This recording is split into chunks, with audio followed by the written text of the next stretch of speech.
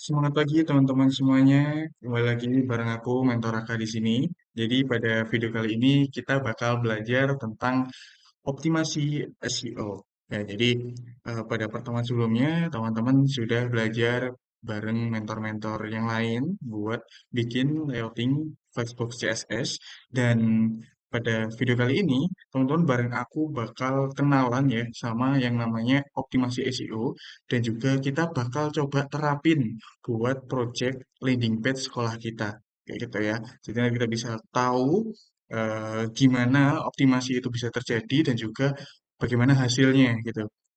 Kita nanti bakal cek bareng-bareng website kita gimana SEO-nya dan juga kita kita jadi bisa tahu ya insight-insight atau kita bisa tahu apa yang perlu kita improvisasi, apa yang perlu kita perbaiki dari website kita karena kita nantinya akan belajar tentang scanning performance website juga ya atau scan performa website kita kayak gitu. Oke, next ya, ke slide selanjutnya. Nah, di sini kita kenal dulu apa itu SEO. Jadi, gampangnya, SEO itu cara biar website kita gampang ditemuin. Atau biar website kita tuh bisa ditemuin sama orang kalau lagi dicari di Google gitu misalnya. Nah, jadi bukan sulap bukan sihir, cuma teknik yang sederhana yang bisa bikin Google berkata, nah ini dia halaman yang orang cari gitu. Jadi, ibaratnya kita tuh ngasih eh, beberapa kode yang bisa dibaca oleh eh, mesin pencarian seperti Google kayak gitu. Oke. Nah, mengapa SEO penting khususnya untuk sekolah di sini ya? Kita bisa melihat beberapa poin yang ada di PowerPoint di sini teman-teman ya. Jadi ada beberapa case misalnya orang tua murid itu biasanya nyari sekolah ya lewat internet ya, lewat Google gitu. Pasti mereka nyari-nyari gitu sekolah yang eh, bagus, yang terbaik buat anaknya gitu. Pasti mereka juga nyari sekolah, nyari eh, yang dicari adalah reputasi yang di sekolahnya gitu. Kemudian selain dari reputasi, juga orang tua pasti melihat fasilitas dan juga program yang ada di sekolah tersebut. Dan juga nyarilah kontak yang bisa dihubungin gitu. Mau mau nanya-nanya ya perihal sekolah yang dituju seperti itu. Nah, kalau semisal SEO-nya nggak bagus gitu ya, kalau landing page sekolahnya nggak muncul, ya mereka gimana bisa nyari info gitu. Mereka mau sekolah ke sekolahnya teman-teman gitu ya, misal. Nah, kemudian nanti ketika mereka yang search di Google atau mencari di Google dan nggak nemu, ya mereka bingung dong, gitu ya. Mau nyari informasi lebih lanjutnya, nggak mungkin mereka harus nyamperin langsung ke sekolah terus-terusan gitu. Pasti mereka juga bakal milih sekolah yang lebih proper bahasanya ya, yang punya website yang bagus, yang punya informasi yang lebih lengkap, pasti lebih diunggulkan gitu dibanding sekolah yang nggak cukup informasinya gitu. Kemudian di sini ada yang namanya SEO on page yang wajib ada. Jadi ada beberapa komponen yang teman-teman kemarin sudah belajar HTML dan juga belajar CSS. Nah, jadi ada beberapa komponen dasar HTML yang bisa dibilang sebagai apa ya, peningkatan SEO yang bakal kita bikin nanti gitu teman-teman ya. Jadi misalnya yang pertama di sini ada poin struktur konten jelas dan juga logis. Ini yang pastinya adalah konten yang ada di HTML teman-teman sebelumnya ya. Jadi kalau ada eh, penamaan, kalau ada penjudulan dan sebagai macamnya seperti itu perlu diperhatikan. Terutama seperti label dan sebagai macamnya seperti itu. Nah, kemudian di sini ada penempatan heading, ada H1 dan juga sampai H3. Jadi beberapa kasus itu teman-teman mungkin bingung ya, kapan pakai H1, kapan pakai H2, kapan pakai H3 gitu. Atau bahkan sampai H6 gitu ya, masih masih bingung kapan kapan pakai H-nya gitu. Nah, jadi sebenarnya itu adalah kunci dari optimasi SEO itu sendiri teman-teman ya. Jadi hal sesederhana itu tuh sangat penting sekali. Kapan kita pakai H1, kapan kita pakai H2 gitu. Nah, itu bisa mempermudah mesin pencarian seperti Google buat nyari website kita kayak gitu. Kemudian ada kata kunci natural, bukan kata kunci maksa. Jadi ya kalau bikin website pasti yang informasinya yang valid dan juga yang natural aja gitu ya. Jadi nggak ada kalimat-kalimat yang unik-unik. Biasanya kalau teman-teman tahu hasil generate dari AI ya. Jadi AI itu kan biasanya generate sebuah copywriting atau sebuah teks tuh biasanya agak agak aneh tuh ya. Biasanya biasanya bahasanya so asik gitu. Jadi jadi di situ kesannya sedikit memaksa gitu.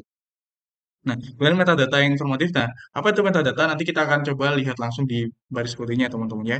Jadi, yang jelas di sini akan ada beberapa baris kode metadata yang bisa memperkuat SEO dari website kita, gitu ya. Kemudian, alt text yang bikin Google ngerti isi gambar. Jadi, kalau teman-teman ingat tag image ya, ada HTML text image, itu kita bisa tambahin sebuah apa ya bahasanya ya, menambahkan sebuah sub sub isi ya, atau biasanya subtitle atau apa ya.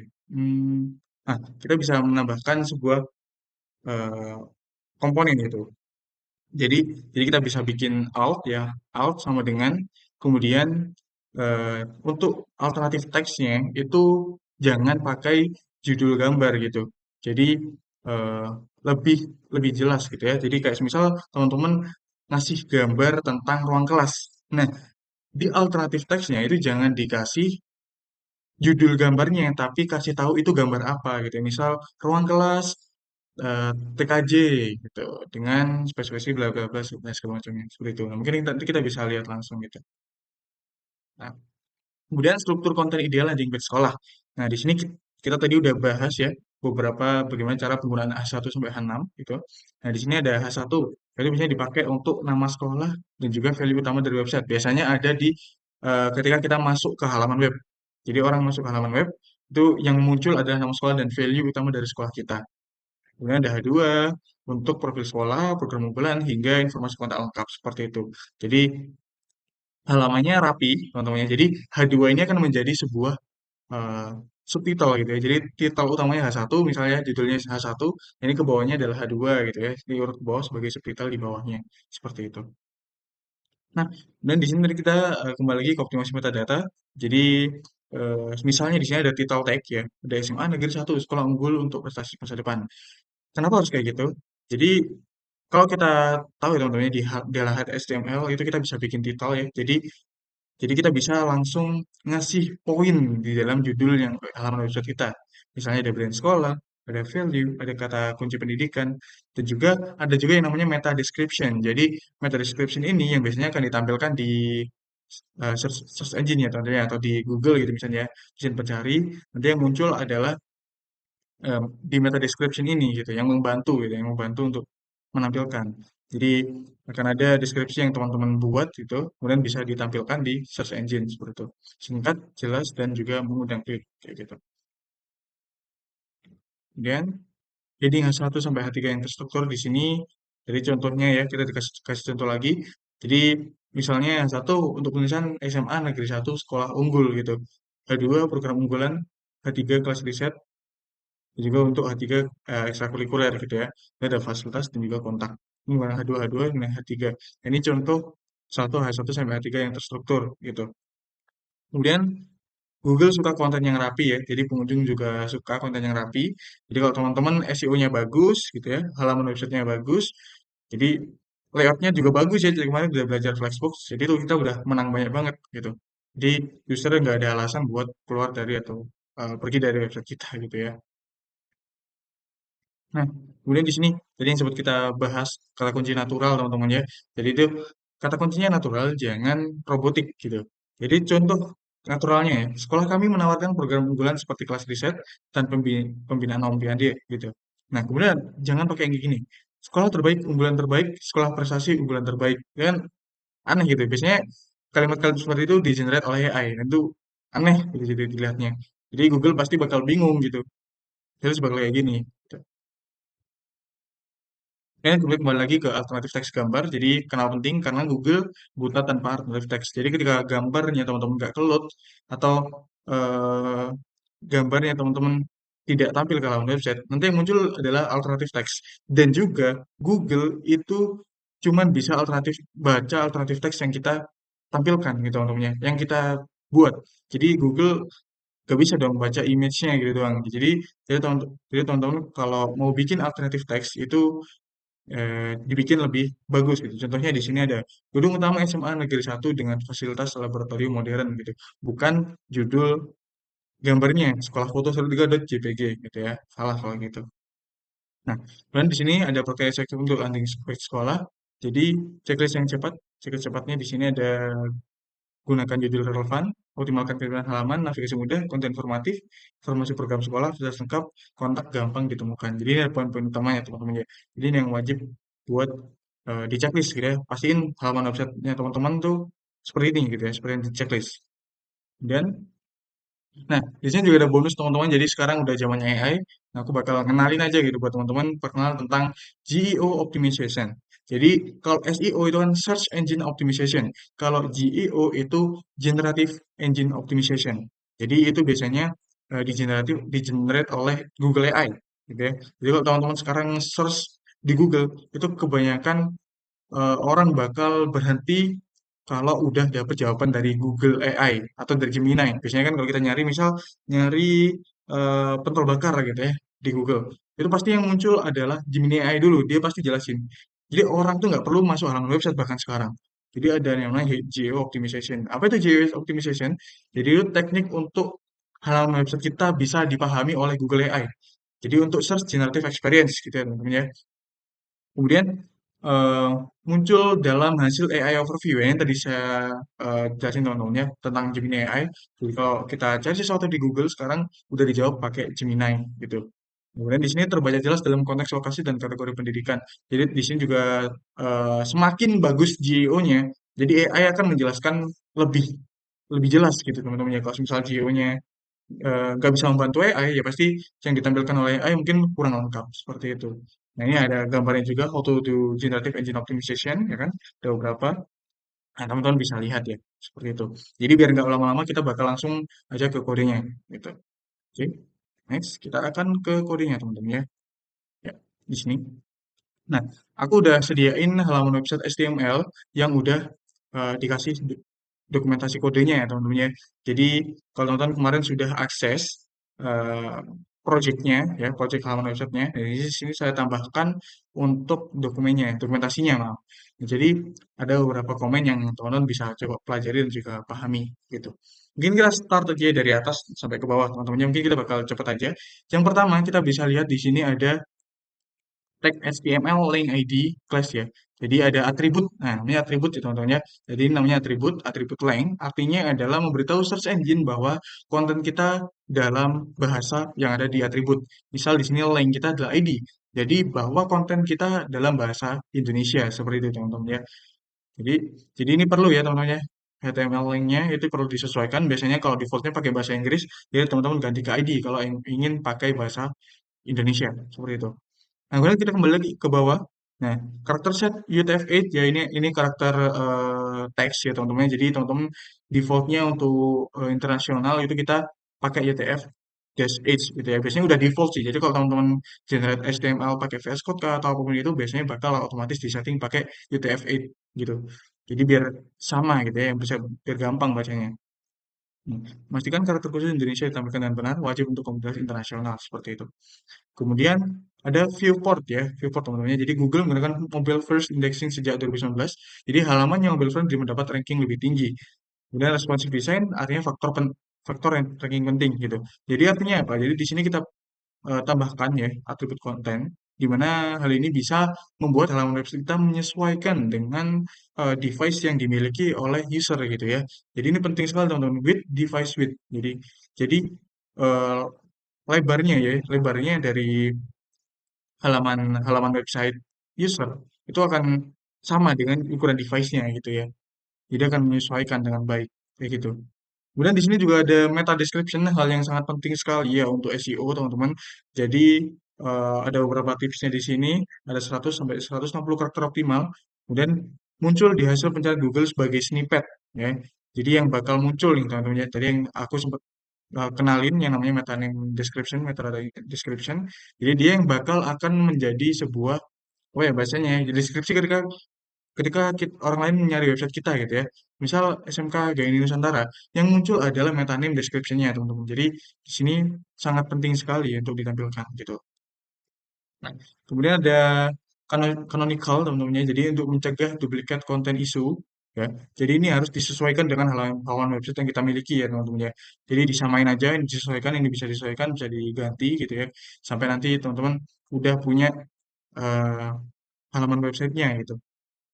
Jadi tujuannya untuk memberitahu Google mana URL versi asli dari halamannya. Jadi penting jika ada multiple URL menuju konten sama. Seperti itu.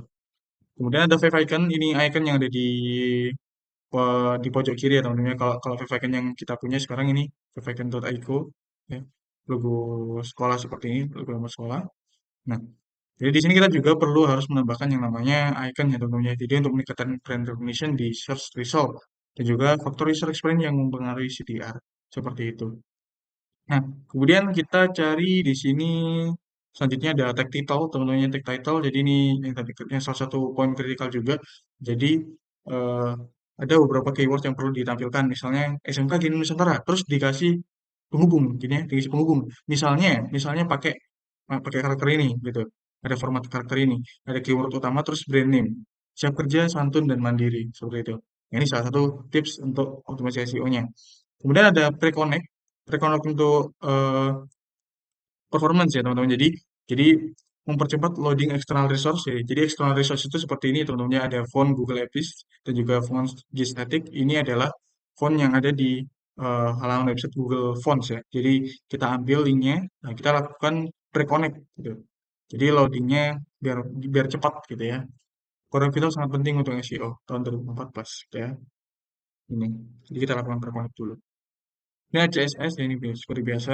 Dan selanjutnya semantik HTML5 teks ya, sebenarnya menggunakan nav, menggunakan header, menggunakan section, menggunakan artikel, menggunakan footer. Jadi jangan pakai div doang gitu ya.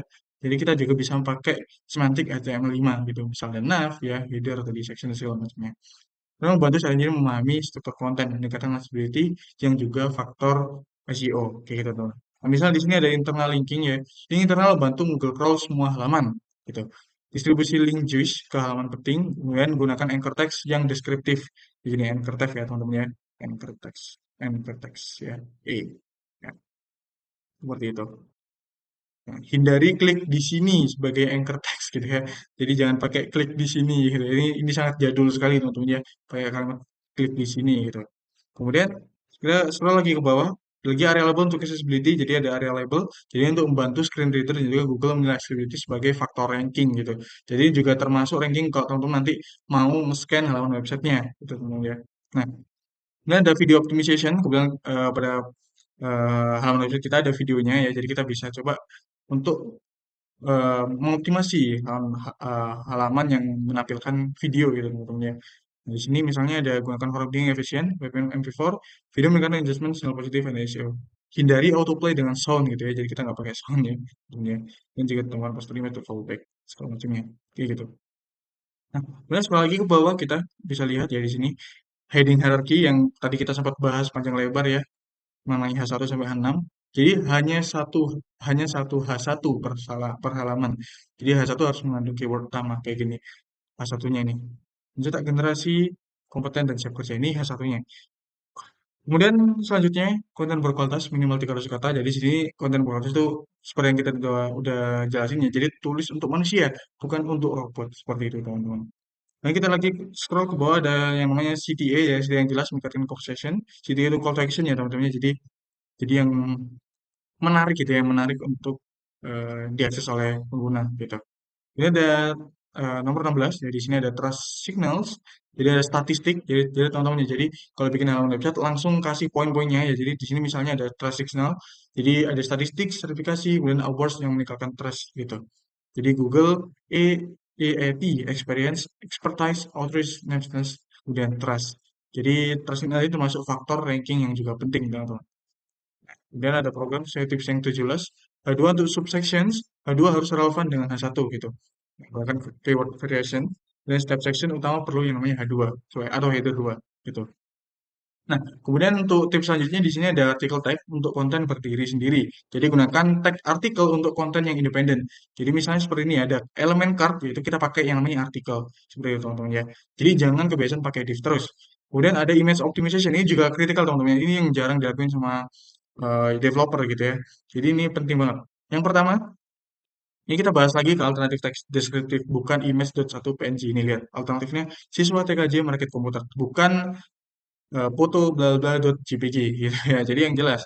Kemudian gunakan ini ya, format modern dan juga lazy loading yang penting. Lazy loading untuk gambar below the fold. Jadi gambarnya itu biar loadingnya nggak langsung gitu ya, tapi berkala gitu ya loadingnya. Kemudian ukuran filenya diharapkan juga nggak berat-berat gitu teman-temannya, jangan berat-berat. Nah, kemudian yang nomor 20 di sini H3 untuk sub-subsection mengandung keyword spesifik hierarki yang baik. Ada H1, terus lanjut di bawahnya 2, di bawahnya lagi H3 gitu ya. Jadi urut ya, ada hierarkinya. Oke, next gitu ya. Nah, ini ada yang 21, image gallery ratio. Setiap gambar harus punya alternative text yang unik. Ya kan? Gunakan descriptive file names, bukan judul filenya gitu ya. Buat image sitemap untuk Google Image Search, formatnya contohnya WebP untuk kompresi lebih baik gitu ya. Ini contohnya teman-teman. Jadi ada kita mau bikin gallery grid ya. Ini kita lakukan descriptive file names gitu ya. Gitu. Ini scroll lagi ke bawah, list markup, gunakan all untuk list ya, ini list ya, jadi teman-teman pasti sudah paham ya, jadi jangan pakai tag-tag yang lain gitu. Kemudian strong CTA, dari sini eh, strong CTA sama sama halnya dengan better conversion gitu ya. Conversion rate adalah indirect ranking signal dan juga user satisfaction improving SEO. Jadi jadi kalau misal kita mau bikin CTA itu kalian teman-teman harus benar-benar pastiin bikin CTA yang sempurna gitu ya, yang terbaik gitu. Karena hal itu yang akan mempengaruhi uh, psikologis user gitu ya ketika mengakses halaman website kita. Kalau misalnya emang websitenya bosenin gitu ya, CTA-nya bosenin ya, ya gimana gitu ya, pasti user bakal boring gitu. Nah, kemudian kita halaman footer yang terakhir ya teman-teman ya. Ada beberapa komponen di halaman footer. Yang pertama di sini ada sosial media ya. Jadi harus ada sosial medianya teman-teman misalnya di Instagram, Facebook, YouTube, TikTok gitu ya. Jadi harus ada gitu teman-teman. Ini dipastikan gitu ya. Karena ini sangat penting. Kemudian navigasi ya, navigasi untuk kalau teman-teman oh ya bukan untuk ini, lebih ke user ketika scroll mentok ke bawah di navbar itu mereka bisa nyari ke halaman-halaman yang dipengen gitu ya. Jadi untuk membantu navigation sebenarnya. Tapi ini adalah poin penting gitu teman-teman. Kemudian fitur kontak, jadi harus ada di semua platform. Jadi harus ada kontaknya dan juga ada eh, formatnya di sini. Name, address, phone gitu. Ada name-nya, kemudian address ya lokasinya, dan ada phone-nya teman-teman ya. Dipastiin harus ada di sini. Ada nomor telepon ya kan. Jadi ini harus ada teman-teman. Penting untuk Google My Business dan juga gunakan skema markup untuk kontak info. Nah, kemudian harus konsisten di semua platform ya pastinya teman-teman ya. Ini juga bahkan ada emailnya gitu ya. Seperti itu. Nah, udah cukup kita di kode kita bakal akses ke halaman websitenya teman-teman. Nah, ini halaman websitenya ya. Jadi bisa kita lihat ya. Kemarin kita udah pelajari. Mungkin kita nggak akan bahas lagi ya untuk Flexbook dan juga grid-nya. Tapi kita akan bahas ke Google PageSpeed-nya teman-teman. Jadi ada yang namanya Google PageSpeed untuk melihat performa dari halaman website yang kita buat gitu. Kita copy dulu PageSpeed, kita paste web page-nya, kan? Kita analyze. Nah, jadi kita bisa tunggu, kemudian kita akan melihat nih. Kita langsung ke desktop ya, karena kita halaman website kita sekarang yang kita automasi untuk desktop terlebih dahulu SEO-nya. Ya, kita lihat dulu. Kita bisa lihat di atas sih. Tunggu ya. Kita diagnosa analisisnya. Nah, ini udah muncul teman-teman ya. Jadi kita cek yang desktop dulu. Kita bisa lihat SEO-nya nilainya 100 teman-teman ya. Kita akan hiraukan beberapa nilai-nilai di sebelahnya ya. Karena kita fokus di optimasi SEO. Kita bisa lihat, dikarenakan kita menggunakan eh, rangkaian ya untuk optimasi SEO, itu kita bisa mendapatkan skor yang sangat tinggi sekali. Bahkan di sini udah mentok ya nilainya 100 gitu. Nilainya aja 100 SEO-nya. Nah, bahkan di sini juga nggak ada saran gitu ya dari Google karena biasanya kalau misal SEO kita kurang itu bakal dikasih saran sama Google misalnya kayak gini expectation-nya terus error were loaded to the console dan segala macamnya pasti ada saran sedangkan ini semua data udah valid gitu ya udah bagus gitu karena kita udah melakukan yang namanya otomasi SEO. Nah, kemudian di mobile ya kita bisa lihat SEO-nya juga 100 nilainya teman-teman ya. Nah ini aman gitu ya. Ini berbeda ya kalau kita bisa lihat ke atas. Kenapa kok performance-nya rendah? Ini dikarenakan ada render blocking request ya. Kalau karena kita tadi udah ngasih video ya, jadi video otomatis harus di load terlebih dahulu. Nah itu yang bikin websitenya berat. Nah, but it's okay, it's fine karena masih range yang masih aman gitu, ya, masih belum merah gitu ya karena tampilan iOS-nya masih ringan sekali. Accessibility-nya juga tinggi, walaupun di mobile ya, kita bisa lihat di mobile di sini. Kemudian best practice juga masih tinggi, tinggi banget. Kemudian SEO juga udah pasti 100% nilainya ya, seperti itu.